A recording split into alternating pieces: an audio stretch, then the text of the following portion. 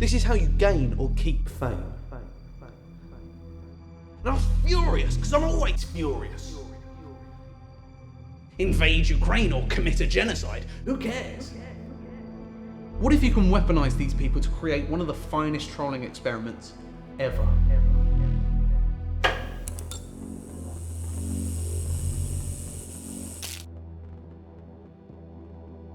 I posted this video a little while back on r/funny, which is one of the largest subreddits on Reddit. It was live from 3 PM, but 2,950 upvotes, 12 awards, and 218 comments later, at 11 PM the post was removed for going against the rule of no reposts. It was sad because I was mining a lot of karma, which is just stupid internet points that don't matter, but on the plus side I was glad to see reposts get removed eventually, because I'm not a fan of seeing the same few clips constantly getting recycled, especially when it's just war crimes at the moment. I don't even know why I go on this app, as it's just a boring time waster and I should be spending my time wisely writing offensive jokes. Plus I got called a fascist not that long ago because I suggested someone might not be a Nazi, so we shouldn't be sharpening our pitchforks just yet. But you know, that's just Reddit for you. Original content repost, then you see a corpse. But why am I talking about this donkey, and what does it have to do with fame and horses? Well, it's all to do with this bowling video titled "He hit an unreal strike in the bowling alley," where I got in a brief moronic argument like I always do on Reddit. Someone commented, "Bad title ruins content," and I replied saying, well, unless they purposely wrote the wrong thing so people comment about it. I thought to myself, well done for thinking outside the box. I'm sure everyone's gonna pat me on the back for being such a thinker. And then I got 46 downvotes and I was fucking furious, because I'm always furious when I use social media. That's the only emotion that's allowed on there. I was so angry I created a post out of spite, and that's how we get the video titled "Horse Making a Face." It's simple and it's elegant. Horse is the first thing you read, and when you see the face of a donkey, you just can't help but give your superiority complex a good feeding. If we take the 218 comments and remove all of the replies, we are left with 92. That's 92 people starting a conversation. Of those 92, 45 of them were comments correcting me and telling me it's not in fact a horse. That's almost half of them. The rest of them were just Shrek references. I know the difference between a donkey and a horse. I live in the countryside, I've seen a lot of them over the years. But you know what? I can understand why someone would think they're the same thing. A donkey just looks like a small horse that's a little bit gross looking. It looks like an inbred horse. But I appear to have different sentiments to the rest of Reddit, because holy shit do people get enraged by a simple mistake. That's a fucking donkey, you dickhead. Why would you get mad at this? Just move on to the next reposted trash. Why'd you have to leave a comment? I don't care that it was rude to me, I just don't understand why you'd bother writing something when it's not even a hot take. The top comment, which is the first thing you'd see when you go to write something out, is the exact same thing you're going to say. Let's go deeper. Let's focus on the replies, or more specifically, which comments got replies on them. There were 3 comments that started a thread of more than 3 replies, and of those 3, 2 of them were correcting me. That's not a horse and that is a donkey both created long threads where people were either agreeing by calling me an idiot or by quoting Shrek again. But by quoting Shrek in the context of this thread, you were also agreeing with the first comment. I was also replying to people and pretending I was a religious nut and provoking everyone into commenting some more because I just couldn't help myself. There are exactly 100 replies on these 2 threads, bringing us to a total of 145 out of 218 comments correcting me and basically calling me a dum-dum. That's 67%. Seems like this experiment worked to prove my hypothesis, even though I've only done the one experiment, which isn't very scientific. But you know, this is YouTube. If it sounds correct, it's fine. It did a good job to prove that putting in a simple mistake will provoke people into correcting you and most importantly rip on you, which will garner more engagement, which will then push you closer to the top of the page, which will then give you more views and therefore more upvotes. This post got to number 7 on the r/funny subreddit, which is pretty impressive for a sub with over 38 million members and a post every other minute. Probably would have got even higher if it didn't get taken down, as the upvotes were going up exponentially, eventually getting to around 300 to 400 upvotes an hour. Now I know almost 3,000 upvotes on Reddit is nowhere near even being close to famous, but this little experiment of mine is proof of a bigger concept. A concept that is best exemplified by 2 people with tattoos that make them look like graffitied walls in a shitty town, hair that looks like a series of cocks sprouting from their skulls, and the voices of brain-damaged lean drinkers. I'm of course talking about the Island Boys. The Island Boys are the perfect internet bait for piss taking, as there's so many avenues to go down to rip into them. They look like scrawny losers that were pinned down by only a few children that then proceeded to finger paint all over their bodies.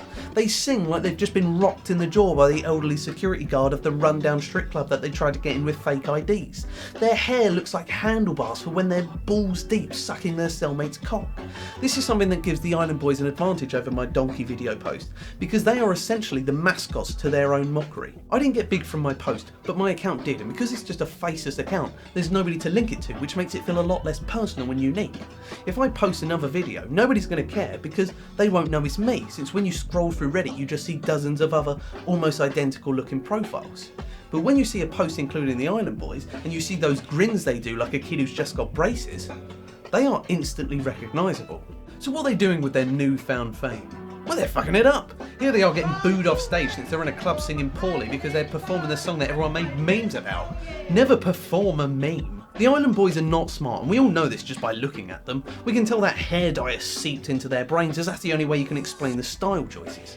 But we also now know they are totally delusional, just from the clip of them on the Impulsive podcast. The moment the idea of them not succeeding and possibly going broke comes up, they get pissed.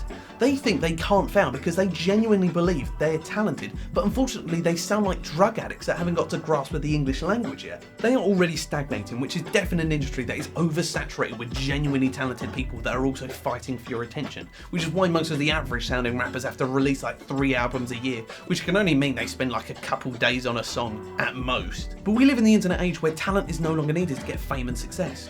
All they need is someone smarter than them to help out, and at the moment those people are the commenters. The Island Boys are currently an interactive experience, and you interact by making lots of jokes about them in the YouTube comments. Jokes like this. I'm really disappointed in all of the hate these two are getting, because they literally saved my life. I was addicted to drugs for years, and I did some horrible things to get my fix. I once stole from an old lady who had only one leg. I would often dress in women's underwear and take photos of my arse to sell pics to perverts on the internet. I blew hundreds of truckers just so I'd have enough money to inject heroin into the tip of my penis. Then one night, after I gave the manager of a KFC a reach around, I met Pierre. He was a short but stout Frenchman with a straggly beard and a flat cap, who always smelt of cigarettes and old semen, like he recently masturbated but forgot to clean himself up afterwards. He scared me at first, because I thought he knew I stole the chicken recipe from the KFC manager, but he came to me with a proposition that told me how much money I could make selling myself with him helping me. I was a fool back then. I completely misunderstood what he was talking about, and I wrongly assumed I'd just be sucking old man cock and getting rowed. No, he meant selling parts of my body on the black market for cannibals to consume. I felt very silly. He cut away at me, more and more each day, but I couldn't escape. Fingers, toes, my tongue, and even a bit of my bum. I had had enough of it, and I started to devise a plan, which is when I came across this video. I lured Pierre into the room by offering him my penis. He was also a cannibal. And then I played the Island Boys song. His ears started to bleed, his eyes bulged out of his chubby French face, his body stiffened like the cock of an old man who swallowed 2 Viagras, and he collapsed to the floor in a pool of his own blood. The music had no effect on me, as I didn't have any ears since I sold them to the actor Armie Hammer. I was free, and it was all thanks to the Island Boys' awful music. Thank you, you peculiar looking thugs. And post. People are shitting on them, which then entices other people to shit on them because people tend to want to join in with the group. This engagement puts them out there and allows them to spread quicker than the STDs they definitely have. The goal for engagement is for commentators to get involved. When you have Kevin Hart and Snoop Dogg making jokes about how laughably lame you are, that's when you know you've hit the big leagues. But there's only so many jokes that can be made with a short video like this one, and so they need to move on. I have 3 different paths that they can go down, which all result in prolonged fame if done correctly. Probably. It's mostly just theories at this point, but to try and prove these theories as well as I can, I'm going to show you 3 celebs that have gone down these individual routes. The first is the Neil Breen approach, and I know he's not really a celebrity, but he's close enough. This tactic entails pumping out pure shit that manages to stay consistently shitty to the point where you think, how has this person not realised their career revolves around pumping out shit for people to writhe around in? It may sound easy to do, but it takes either extreme talent or a great amount of delusion to pull off such a feat, and Neil Breen seems to have an unlimited supply of delusion. The man's like Johnny Depp in Fear and Loathing in Las Vegas, except instead of copious amounts of drugs, he's getting high on his own supply of self-congratulatory farts. He just keeps huffing until he silences that part of his brain that says, no Neil, these Those women you've cast as love interests are too young. The guy's a total narcissist, which is blatantly obvious just by looking at the roles he plays in his films. He's been a robot that saves humanity in one film, a super smart computer hacker that saves people in 2 films, and a fucking sci-fi messiah in 2 films. This ego is what makes Neil so darn special to bad film lovers, because it keeps him blind to all of the negativity. What happened to the maker of Birdemic is a perfect example of how you can shatter the delusions of an egomaniac like a drunk in a fine china shop. Everyone loved Birdemic because it was brilliantly shit. Then the director found out it was shit and made a sequel that just copied the original and tried to make it intentionally shit. But because he isn't very talented, it was just regular shit instead of funny shit. The fine china has been smashed by the drunks and nobody wants a poorly glued together vase with shit in it. The next path is that of Bhad Babies, which I'd like to start by first talking about that decrepit dog who just keeps getting harassed by its owner. The Bones or No Bones Day dog went viral, and so to retain the rush gained from internet views, the owner has to watch his dog fall over until the end of time, or until the dog is finally at peace away from this sociopath. Just let the dog sleep, you bully! Anyway, my point is, if you go viral from something that's completely fucking random and specific, you then have to do the same thing over and over because any deviation won't give you the hits you crave. Unless the thing that went viral was something we mocked. If the guy with the zombie dog does something different, we go, hey, what are you doing? This is time you could have spent making the thing we like. But if it was something we mocked, we'd be like, make more things we can take the mick out of, you fucking wanker. This is how the scumbag we all laughed at, who threatened to fight a studio audience saying, catch me outside, how about that, has managed to completely rebrand themselves into an actual celebrity that we lowly peasants have to bow down to. She gained notoriety from being a meme, and then smarter people capitalise on that by swooping her up and turning her into a rapper. But you don't just say, hey Danielle, write us a rap song. No, instead you get 3 other writers in to reduce the likelihood of it sounding like the way she talks, that being incoherent. I'm gonna be sliding. You mean? That's what makes me want to take the next bitch car. Her song comes out and then the 49 million people who watched her Dr. Phil interview say, I remember that illiterate thug who called an audience a bunch of hoes. I bet her music's terrible. They give it a listen and it doesn't even really need to be good for people to like it. As long as it's average, she'll have some fans, and then just like that, she's no longer a meme and she's a legitimate rapper with over 3 million monthly Spotify listeners. You know someone's made it when they can make $1 million in 6 hours from an OnlyFans account. That's a lot of people wanting your nudes. One's like this YouTube commenter who's been waiting for a child to be of legal age. The last avenue is the one Pitbull has taken, which is the most confusing. Let me ask you this, where is the only place you hear a Pitbull song? A disco, but not like an actual one from the past, but instead one your family would organise, or it's a disco you get at a restaurant. You're trying to eat your somehow bland Indian food while shouting over the table to the person in front of you you're trying to have a bitchy conversation with. You're having to yell because Pitbull is playing at the loudest volume because the clearly deaf DJ who's dressed like a vicar is so old he was probably around when music was first invented by a caveman drumming a beat onto the skull of the other caveman he just butchered for scraps of meat. The point I'm trying to make is that Pitbull went to pop music, and pop music doesn't need to be good. Gangnam Style is proof of that, as we couldn't even understand what they were saying because obviously it's in Korean. We don't speak Korean, but we should be speaking Chinese for when they inevitably take over. It's going to be any minute now, judging by the amount of propaganda coming from over there. So which route should the Island Boys go down, even though it probably won't matter in the long run because of China? Well, if they go down the Neil Breen route, then they probably won't last too long. They're delusional for now, but how many awful performances will it take to change that? At least Neil Breen gets praised for being shit, but he doesn't get booed live, and he only makes something once every few years that gets ripped on. Plus he probably doesn't see all the negativity on the internet because he's too busy saving the universe. The Pitbull route is possible, but it's difficult because of the sheer randomness of what can get popular. The song Everything Tonight, which is the one where he got paid by Kodak and then expertly rhymes Kodak with Kodak, is in the same league as Cotton Eye Joe, which is one of the strangest bangers around. So who knows, maybe the Island Boys could make something similar. Another way to gain or keep fame is through controversy, because like the old saying goes, there's no such thing as coronavirus. It's all a sham so billionaires can microchip us, then fuck our children on their islands, made from our souls that are built entirely by slaves, ugly kids and the inferior lizard people. Praise Galacnu, for he is the one who will set us free from this hellscape. This is a crazy conspiracy theorist. Fuck Galacnu! Fuck Galacnu! Why did you do that? Praise Galacnu and try our healthy homemade snack made from bone broth, asbestos and a chinchilla. Now, instead of talking about a fake product that lies and endangers the suckers that fall prey to it, I'm going to talk about a real person that lies and endangers the suckers that fall prey to them. Alex Jones, or as some people might call him, that slightly fat screaming man who just really needs to calm down, with a new herbal tea made from dirt. Sorry about that. This Rolex-wearing man of the people is known for spouting ridiculous conspiracy theories that would fit coming out of the mouth of a homeless man that yells at the road. The kind where you think, I should go a different way. He's probably going to ask for more than change and get me to buy his pack of multivitamins. Chocked full of good stuff that does stuff to you. Okay, you get it. He chats shit and then he segues into selling nonsense.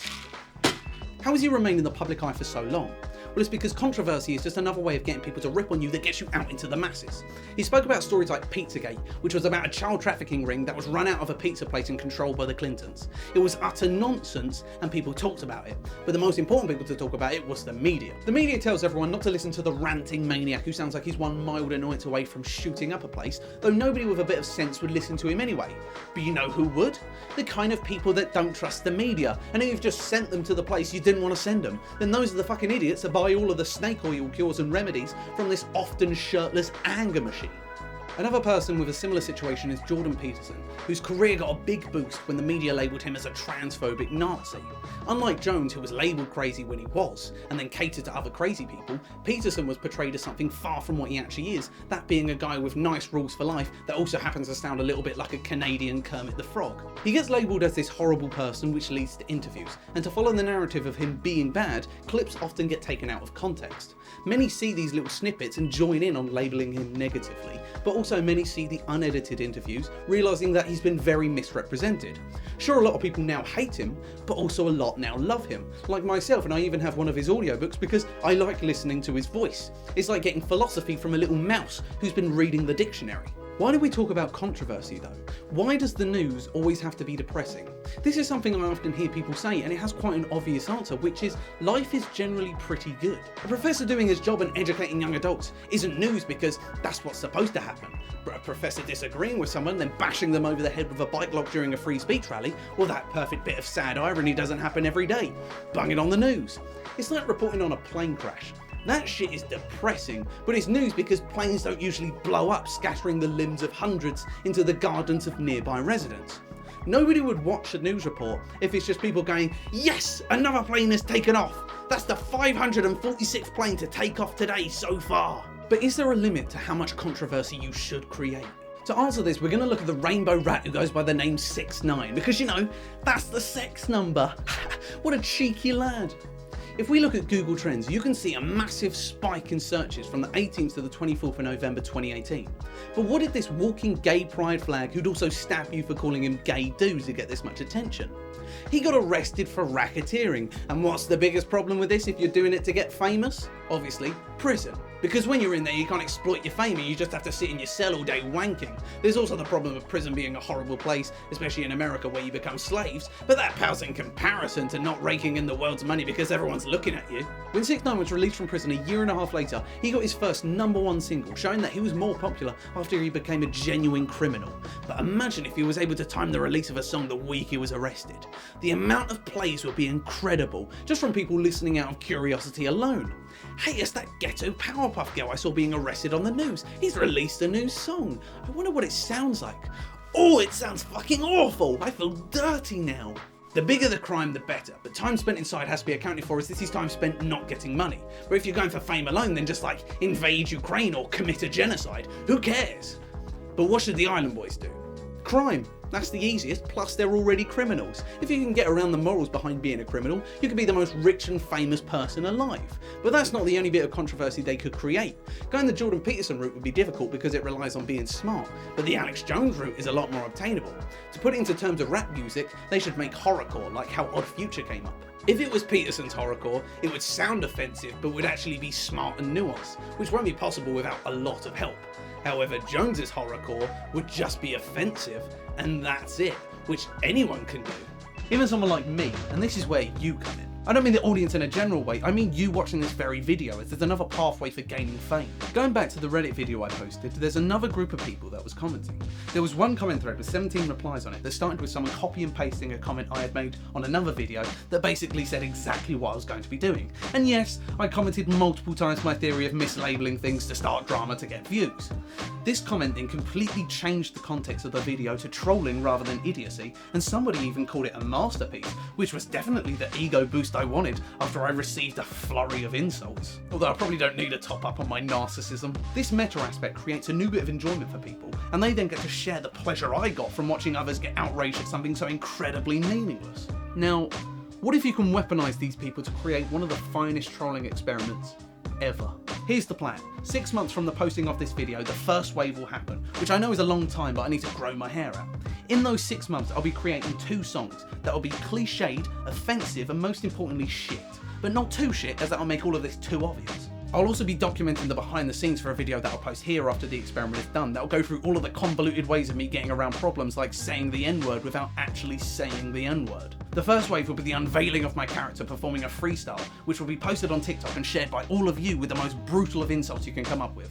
The second wave is a video of my character after being beaten up to make him seem more pathetic, and he'll also reveal more character details to give you a lot more ammo for insults when you go to share it. The third wave is an AMA where my character will get insulted by all of the questions, while also revealing even more character details for you to take the piss out of. The reason I'm being vague about the character details is because I want you to come up with them, since this is supposed to be an interactive experience. Leave any ideas you have in the comments. For example, my character will have a 16-year-old girlfriend, which isn't illegal but it's very naughty. And if I use any of your ideas, I'll credit you in the behind the scenes video. The biggest shout out will go to whoever comes up with the best rap name. Also, you commenting will drive up the engagement on this video, meaning it can go out to more recruits, making the likelihood for success a lot greater. That also means I want you to like, subscribe and share to get this out even more. Though some of you might need a bit of encouragement, so basically, I'm gonna blackmail you. If this video doesn't get 1,000 views, which I know is possible, I ain't doing the best experiment ever, which you'll miss out on. Your move, motherfuckers. But if the views get too high, let's be really optimistic and say 100,000, I'll private this video, as that'll probably give me more than enough recruits so I'm not spoiling the results. Wave 4 is the final bonus stage in the plan, and that's make a good song. Once that's released, the experiment is officially over, and we can all hopefully sit back to marvel at our work of art. Plus, if it all goes well, and it's a fucking big if, I will donate any profit made from my short-lived rap career to a charity of your choice. Go follow the Twitter account in the description, as that's where I'll keep everyone up to date with the project, and I'll see you all in 6 months, assuming we haven't been killed by the Russians, the Chinese, or any of the other scary countries.